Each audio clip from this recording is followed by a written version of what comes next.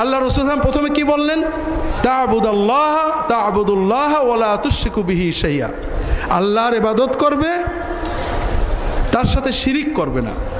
শিরিক মুক্ত ইবাদত, এটাই হলো সবচেয়ে কঠিন কাজ, অথচ শিরিক মুক্ত ইবাদত হলো সবচেয়ে সহজ কাজ। আমরা শিরিক কিভাবে করি আপনাদের গতকাল বলেছি। আমরা বারবার বোঝানোর চেষ্টা করি, আমাদের কলবের ভিতরে নির্ভরতা, ইবাদত, চাওয়া পাওয়ার জায়গায় আল্লাহ ছাড়া কেউ থাকবে না, আর এখানে কেউ ঢুকলেই শিরিক হয়ে যাবে। আর শিরিক হলো দিনদার মানুষদের ধ্বংসের প্রথম পথ।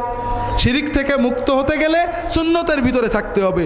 যতক্ষণ আপনার নীতি হবে নবী রাসূলুল্লাহ সাল্লাল্লাহু আলাইহি ওয়াসাল্লাম যা করেছেন করব, যা করেননি করব না, যা করেননি করব না, যা করেছেন করব।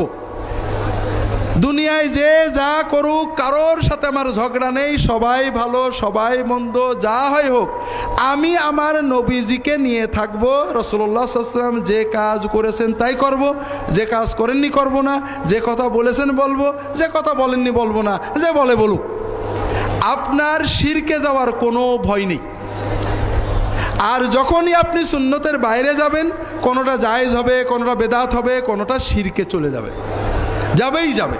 এটা এমন একটা দরজা, কোনোভাবে ঠেকানো যায় না।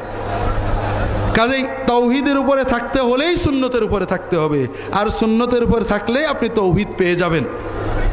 সালাত কায়েম করা, সালাত দিনের সবচেয়ে বড় জিনিস।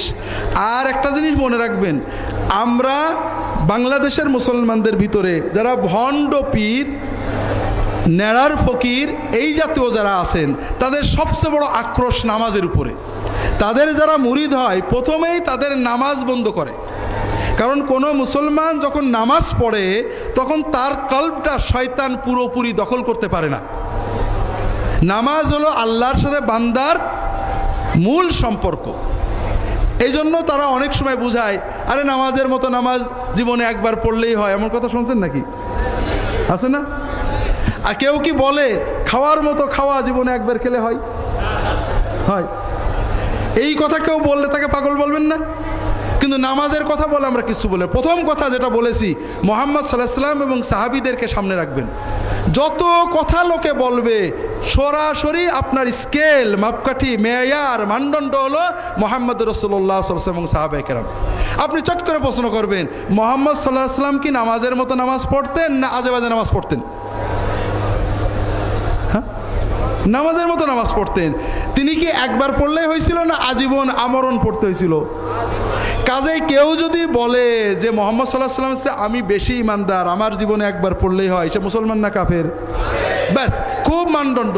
কেউ বলবে আরে নামাজ পড়বো কি, আগে মন ঠিক হোক তারপরে নামাজ পড়বো। আমার কাছে একটা হিন্দু ছেলে আসছে, আপনাদের আখলাকে কেউ, মুসলমানদের আখলাকে কেউ মুসলমান হয় না, তারপরও ইসলামের ভিতরে এমন আলো থাকে। এই যে আল্লাহ যে ব্যবস্থাটা দিয়েছেন ওটা অনেক মানুষকে নিয়ে আসে। যে নামাজ বোধহয় লাস্ট কাজ না, নামাজ হলো ফার্স্ট কাজ। নামাজ না পড়লে মন ঠিক হবে কি করে? ওষুধ না খেলে কি সুস্থ হয়? কেউ যদি বলে আমি এখন রোগী, ওষুধ খাবো না, সুস্থ হয়ে খাবো, তাকে কি পাবনায় নেবেন না?